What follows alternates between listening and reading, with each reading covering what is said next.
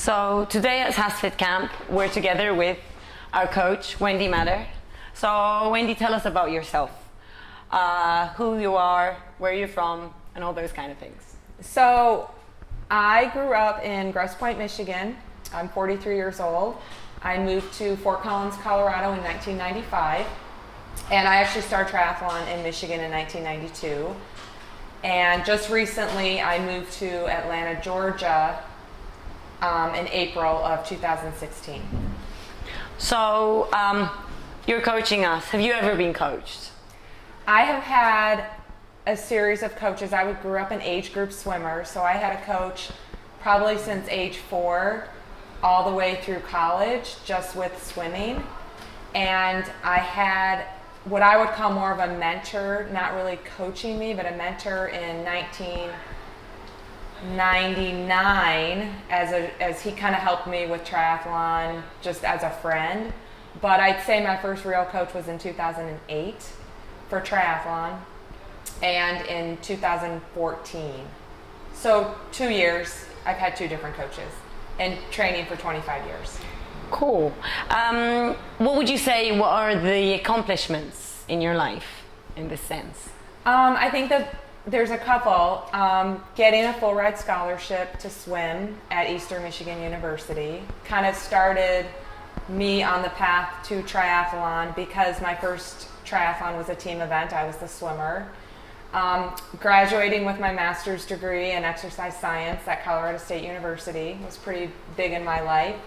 Winning the 2008 Ironman World Championship in Kona was a pretty big deal to me, as well as winning this past Sunday the ITU World Cup, European World Cup sprint distance. I was the overall age group winner. That was a pretty big deal to me too. Cool. So explaining all that, how did you start triathlon?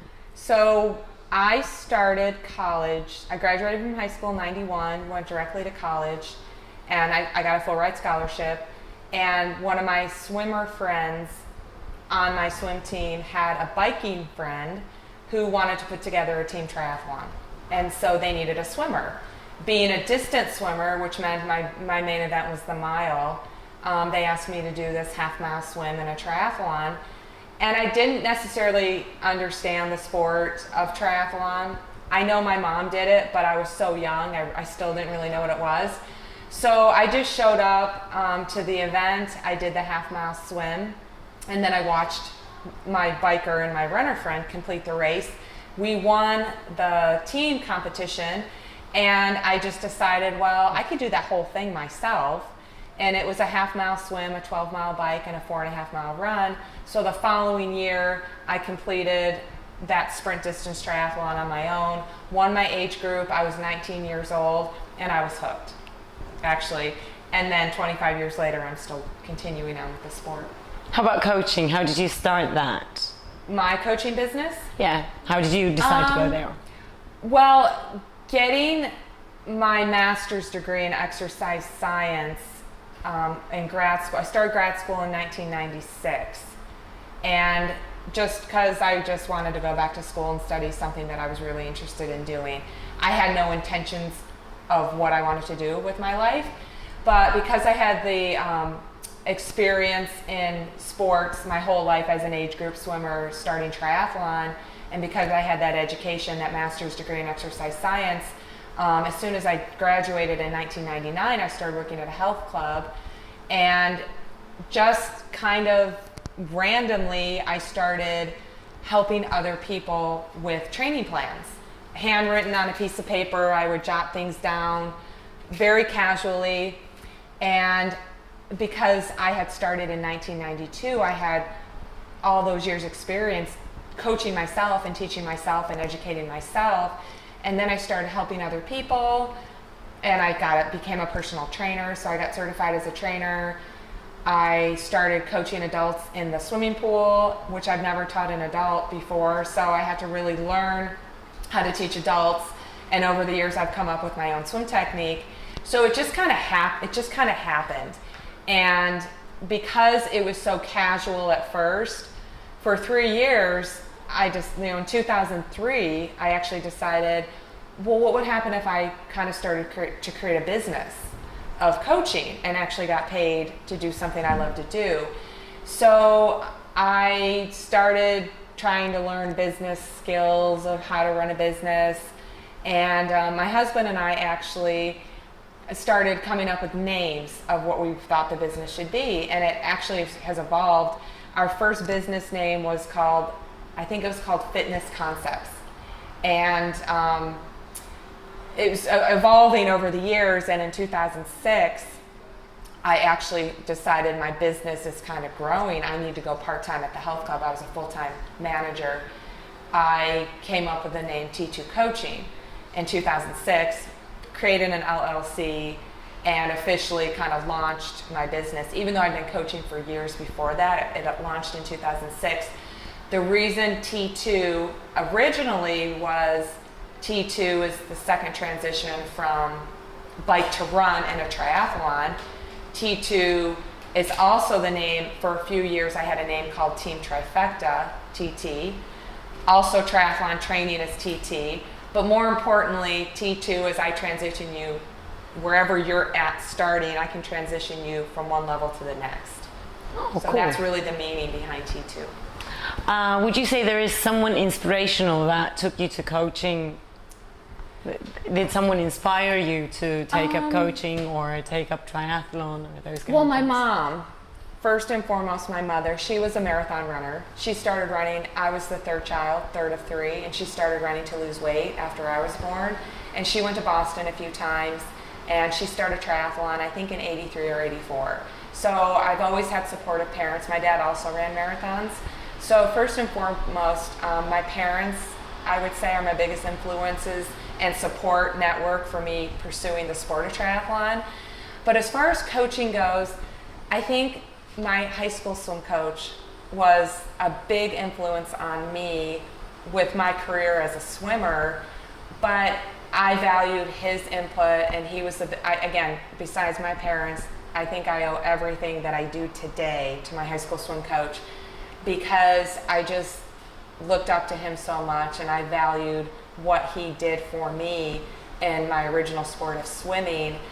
And I don't coach anything like him, but a lot of the concepts that I learned from him at such a young age, I see now that I do apply now, 16 years later, since I've been triathlon coaching. So he was definitely an influence.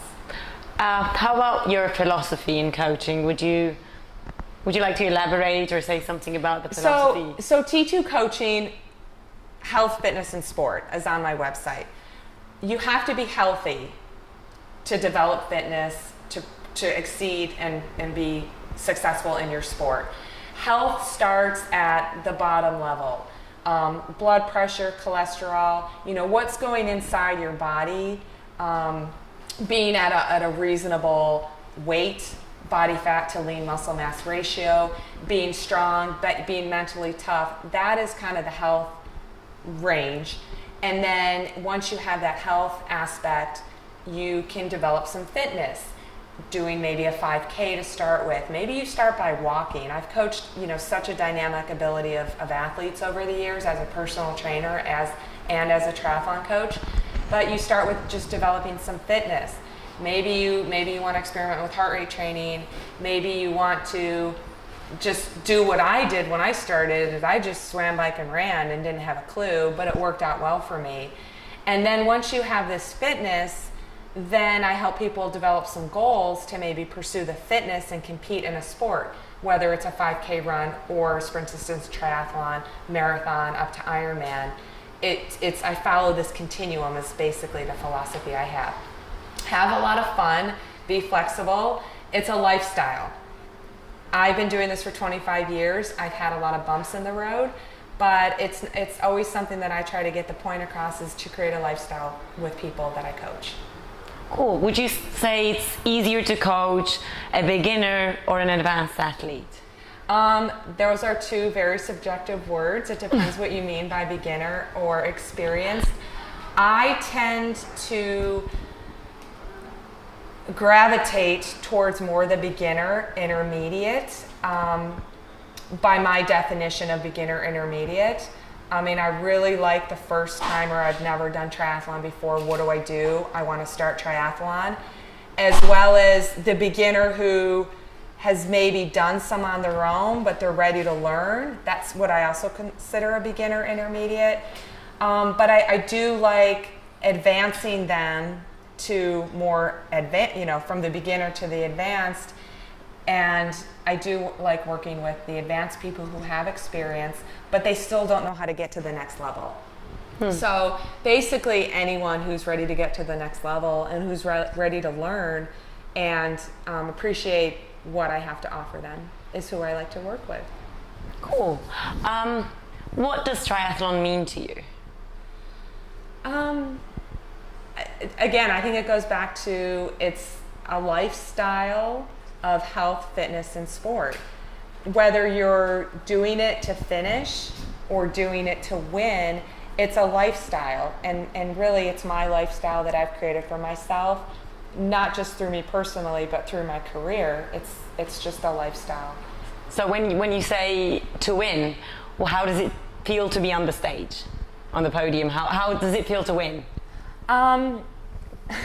It's pretty awesome to win, but you don't win them all. So I've won some really important races overall, and I want to continue to challenge myself to always get to win a lot, but it doesn't always happen. So what I do myself personally is I say, okay, I know what it feels like to win.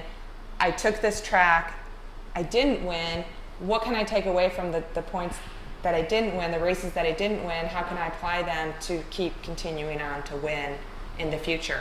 And that's what keeps me going, is the different challenges I create for myself to want to continue to get that feeling of winning is incredible. Cool. So coming back to where we are as SASfit, what do you think about Turkey, Turkish triathletes, the triathlon crowd here? Well, I've learned a lot through interviews the past couple days and getting to know the athletes, which I didn't necessarily know before I came to camp. But so learning about athletes I've been coaching for the last 6 months that they've recently kind of only started a year and a half ago, because they're doing so well, I just assumed they had a little bit more background than they actually do.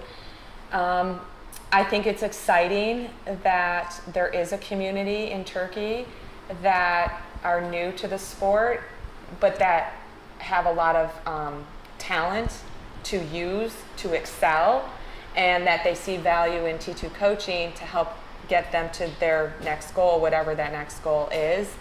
I think the Turkish athletes have a lot of fun, and in a different way than US athletes treat their sport.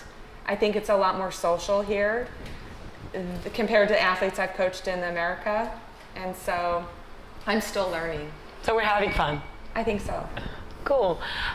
What would you say, well, talking about so much about Ironmans, what's your preferred distance? Do you like the 70.3s or 140.6s? It just depends on the year. So in 25 years of me doing triathlon, I did my first Ironman in 1997. So that would have been year 5 for me. I was 24 years old. I went to Kona. It was my first marathon. And I had this experience that I didn't know that was going to happen to me. And ever since that one experience of seeing what it took to get on the podium, I always set my goal was I want to go back to Kona someday and get on the podium. And so back in 1997, I was always drawn to the Ironman, for sure, without a doubt. It's always been about Ironman, but I was so young and naive and I didn't really know what I was doing. It took me a while to get to Kona again and get on the podium. I've always been a distance swimmer, so I've always had that endurance in me, so I prefer the longer stuff. Going short and hard and fast is sometimes more taxing to me than going all day long. But because I've been doing it for 25 years and I have so many experiences, it does change. For example, in 2004, 2005, 2006, I didn't do a 70.3 or 140.6. I didn't want to. I wanted to go short and I wanted to get faster. But then I missed going long. And so my focus, my motivation changed, and I went back to do Ironman. And then in 2008, I was Ironman World Champion. And then I had a series of years where I didn't do well, and I struggled with Ironman, and I didn't like it anymore.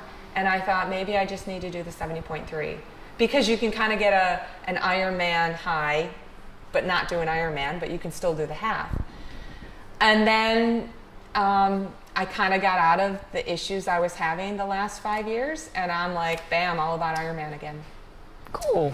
So it just depends. I like them all. I like triathlon, I like the sport, I like the lifestyle. Would you say, like, are there any considerable achievements that your athletes reached, or what would you consider achievements with your athletes? So I've coached a lot of first timers, don't know how to swim, to starting to coach more on the more advanced elite level. They've already been there before they hired me, and I'm trying to get them to the next level. So a few come to mind. One of them, her name is Kathy. The first time I met her in the pool, she cried because she didn't know how to swim. And for many, many swim lessons, she would cry because she was really struggling. So a year after I taught her how to swim, she did her first half. She actually did a half Ironman, and she made it through the open water. So that was kind of a good achievement, because I started her from ground zero. To see a year later all the stuff we worked hard to accomplish, for her to complete a half Ironman was pretty memorable. And just a lot of first timers completing their first sprint and then creating a new lifestyle for themselves. Even those who started age 50 or 60, who never had the background, who now all of a sudden, as they're getting older, their lifestyle has changed because of the sport of triathlon, and I've been an influence on that. Those are memorable achievements. And just over the last 3 or 4 years, I've started coaching athletes on their road to Kona. So I've probably coached maybe 5 athletes who have gone to Kona and who've got to experience their dream that every triathlete wants to experience, is going to Kona. One last question. Oh yes, Malaysia one. Okay. Do you have any suggestions for the Turkish athletes that will be competing in Gloria this Sunday? Of course I do. I've already stated it a lot. I think for any athlete approaching a key important race that they've put in so much time training for, is to approach it, number one, like another day of training. I like to say, race it like you trained it. If you've trained, you should understand what that means. Rest these next few days, as we all have been. We have a few more days of resting. That doesn't mean time off, but if you're going to swim, bike, or run, make sure it's really light and short and easy. Get plenty of sleep. Don't be staying out late. Use the elevator. There's no need for any of us to be taking the stairs anymore. We need to use the elevator. Lie in bed and keep your legs up as much as possible. Don't walk to Starbucks more than once a day. You don't need to be walking around town, because that's fatigue on your legs. And enjoy the experience from the time you enter the venue at Gloria, the hotel, the food, the atmosphere, from start to finish. From the time you enter the venue to the time you leave your venue, just take it all in and enjoy it, and have a good time. Don't sweat it, I think, is the best advice. If you're prepared, you'll be fine. It's when we're not prepared that we create anxiety for ourselves. But if we just close our mind and turn off the talk in our head, and we realize how prepared we've been over the last few months, then we start to calm down. So thank you for watching us. This was one of the first videos that we filmed for our channel. I hope you keep following us. Thank you, Wendy. Thank you for having me.